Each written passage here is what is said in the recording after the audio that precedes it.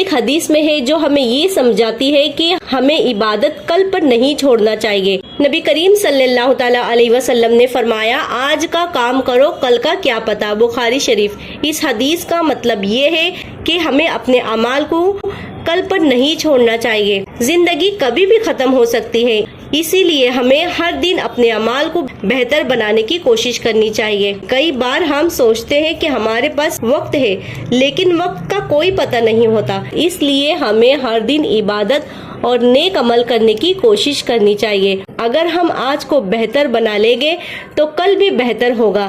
اپنے آج کو بہتر بنانے کی کوشش کرنی چاہیے اور اپنے اعمال کو کل پر نہیں چھوڑنا چاہیے۔ اس طرح ہم اپنی زندگی کو بہتر بنا سکتے ہیں۔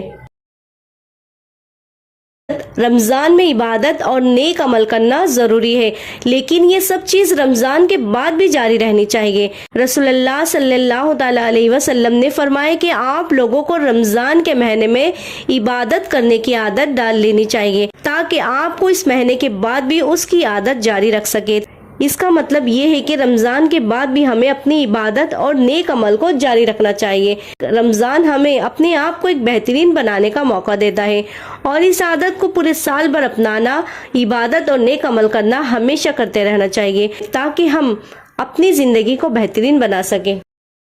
صبر اسلام میں ایک بہت بڑی طاقت ہے اور اس کے بدلے میں اللہ تعالیٰ نے بڑے اجر کا وعدہ فرمایا ہے، اور حدیث میں کئی فضیلتیں اس کے بارے میں کئی جگہ ذکر کیا گیا ہے۔ قرآن میں اللہ تعالیٰ فرماتے ہیں کہ بے شک صبر کرنے والوں کو ان کا اجر بے حساب دیا جائے گا۔ حدیث میں حضرت ابو ہریرہ رضی اللہ تعالیٰ عنہ سے روایت ہے کہ رسول اللہ صلی اللہ تعالیٰ علیہ وسلم نے فرمایا کہ جو شخص صبر کرتا ہے اسے بہت بڑا اجر ملتا ہے اور کسی کو بھی اس سے بہتر اور بڑا انعام نہیں دیا جائے گا۔ رسول اللہ صلی اللہ تعالیٰ علیہ وسلم نے فرمایا کہ تکلیف یا بیماری، فکر، غم، دکھ یا پریشانی ہوتی ہے، یہاں تک کہ اگر کوئی کانٹا بھی چبھ جائے تو اللہ اس کے بدلے اس کے گناہ معاف کر دیتا ہے۔ حدیث میں صبر کا بدلہ اللہ تعالیٰ صبر کرنے والوں کو اپنے قریب کر دیتا ہے اور ان کے گناہ معاف کر دیتا ہے، انہیں بے حساب اجر اور جنت میں اونچا مقام ملتا ہے، دنیا اور آخرت میں کامیابی نصیب ہوتی ہے۔ اس لیے ہر مسلمان کو چاہیے کہ مشکل حالات میں صبر کرے، کیونکہ اس کا انعام صرف دنیا میں ہی نہیں ملتا بلکہ آخرت میں بھی بہت بڑا اجر ملتا ہے۔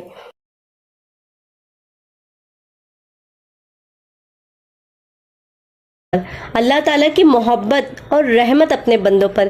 رسول اللہ صلی اللہ تعالیٰ علیہ وسلم نے فرمایا کہ اللہ تعالیٰ اپنے بندوں سے 70 ماؤں سے زیادہ محبت کرتے ہیں جیسے ایک ماں اپنے بچوں پر کرتی ہے۔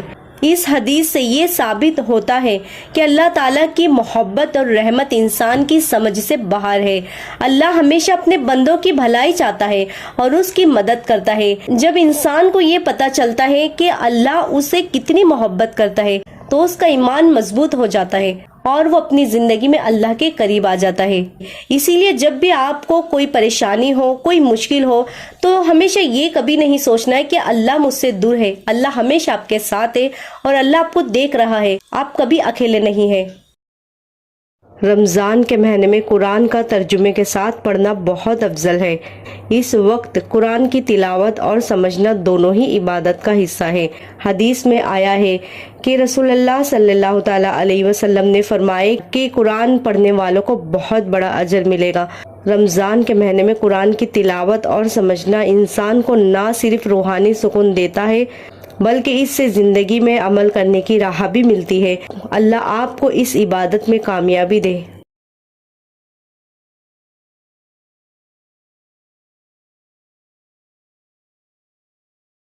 رمضان کے مہینے میں فرض اور سنت اور نفلوں کا بہت ثواب ہے۔ فرض عبادت جیسے کہ روزے رکھنا، اس کا ثواب تو سب کو پتہ ہے، لیکن رمضان میں سنت اور نفل عبادت کا بھی بہت ثواب ہے۔ ایک حدیث ہے جس میں آپ صلی اللہ تعالیٰ علیہ وسلم نے فرمایا کہ جو شخص رمضان میں ایمان اور یقین کے ساتھ روزے رکھتا ہے اس کے پچھلے گناہ معاف ہو جاتے ہیں۔ اس حدیث سے ہمیں سمجھ میں آتا ہے کہ رمضان کے فرض روزے کے ساتھ ساتھ اگر کوئی شخص سنت اور نفل عبادت کرتا ہے تو اس کے لیے بھی بہت بڑا ثواب ہے۔ سنت اور نفل عبادت سے آپ کی روحانیت بڑھتی ہے اور اللہ کے قریب ہونے کا بھی موقع ملتا ہے۔ رمضان میں ان عبادتوں کو ادا کر کے آپ اپنے اعمال کو بہترین بنا سکتے ہیں اور اللہ کی رحمت حاصل کر سکتے ہیں۔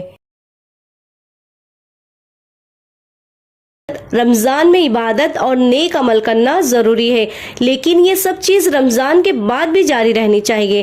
رسول اللہ صلی اللہ تعالی علیہ وسلم نے فرمایا کہ آپ لوگوں کو رمضان کے مہینے میں عبادت کرنے کی عادت ڈال لینی چاہیے تاکہ آپ کو اس مہینے کے بعد بھی اس کی عادت جاری رکھ سکے۔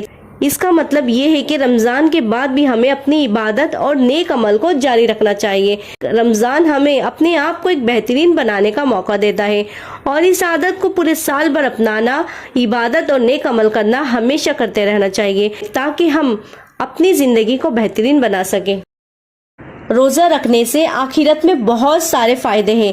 اسلام میں روزہ رکھنے کو نہ صرف ایک عبادت سمجھا گیا ہے بلکہ یہ انسان کی روحانی ذہنی ترقی کا بھی ذریعہ ہے۔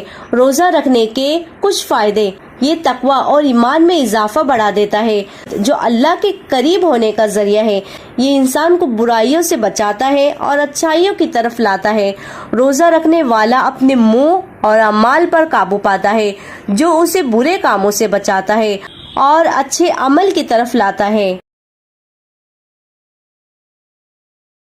رمضان کا مہینہ بہت برکتوں والا مہینہ ہے۔ اس مہینے میں اللہ تعالیٰ کی رحمت برستی ہے۔ رمضان کے مہینے میں شیطان کو بند کر دیا جاتا ہے تاکہ وہ لوگوں کو وسوسہ نہ ڈال سکے۔ رمضان میں دوزخ کے دروازے بند کر دیے جاتے ہیں اور جنت کے دروازے کھول دیے جاتے ہیں۔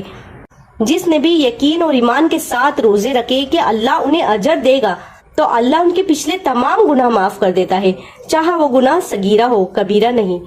رمضان میں قرآن کو سمجھ کے پڑھنے کی کوشش کرے اور خوب سارا صدقہ کرے اور شوق سے نماز پڑھے۔ اللہ ہماری کوششوں کو دیکھتا ہے اور تھوڑے سے عمل کا کئی زیادہ اجر دیتا ہے۔ اس رمضان کو ایسے ٹریٹ کرے جیسے کہ آپ کی زندگی کا آخری رمضان ہو۔ زیادہ سے زیادہ نیکی کرنے کی کوشش کرے۔ رمضان کے مہینے میں تراویح پڑھنے کا بہت ثواب ہے۔ اس نماز کو سنت موقدہ کہتے ہیں۔ حدیث میں آیا ہے کہ جو شخص رمضان کے مہینے میں تراویح پڑھتا ہے ان کے گناہ معاف ہو جاتے ہیں۔ اس نماز کو پڑھنے سے انسان کو اللہ کی رحمت اور برکتیں ملتی ہے۔ تراویح پڑھنے سے روحانی سکون ملتا ہے اور یہ عبادت کا ایک اہم حصہ ہے۔ روزے کا مقصد اپنے نفس پر قابو کرنا، صبر اور تقوی کو بڑھانا۔ روزے کے دوران صبح سے لے کر مغرب تک کھانا پینا اور کچھ چیزوں سے پرہیز ہوتا ہے۔ روزے کے فرض ہونے کا سلسلہ 2 ہجری میں مدینہ شریف میں ہوا تھا جب اللہ تعالیٰ نے قرآن میں روزے رکھنے کا حکم دیا۔ اس وقت روزے رکھنے والوں کو اپنے ایمان کو مضبوط کرنے اور سمجھ میں ایک نیا احساس دینے کا موقع ملتا ہے۔ روزے رکھنے کا مقصد صرف بھوک پیاس کا سامنا نہیں بلکہ اپنے آپ کو بہترین انسان بنانے کا بھی ہے۔ پیارے آقا صلی اللہ تعالی علیہ وسلم نے فرمایا کہ قیامت کے دن میری امت اس حال میں بلائی جائے گی کہ ان کے ہاتھ، پاؤں، چہرے وضو کی وجہ سے چمکدار ہوں گے۔ صلی اللہ تعالی علیہ وسلم نے فرمایا کہ اگر تم چاہتے ہو کہ تمہارے چہرے قیامت کے دن چمکدار ہوں تو اچھی طرح وضو کیا کرو۔ رمضان میں جھوٹ بولنا یا کسی بھی طرح کا غلط کام کرنا روزے کی روحانی برکتوں کو ختم کر دیتا ہے۔ اسلام میں روزہ صرف بھوکے پیاسے رہنے کا نام نہیں ہے بلکہ ہر بری عادت اور گناہ سے بچنے کا ایک طریقہ ہے۔ حدیث میں آتا ہے کہ اگر کوئی جھوٹ بولتا ہے، غیبت کرتا ہے، دھوکہ دیتا ہے یا بری باتیں کرتا ہے تو اس کا روزہ ادھورا ہوتا ہے، چاہے وہ کھانے پینے سے پرہیز کرے۔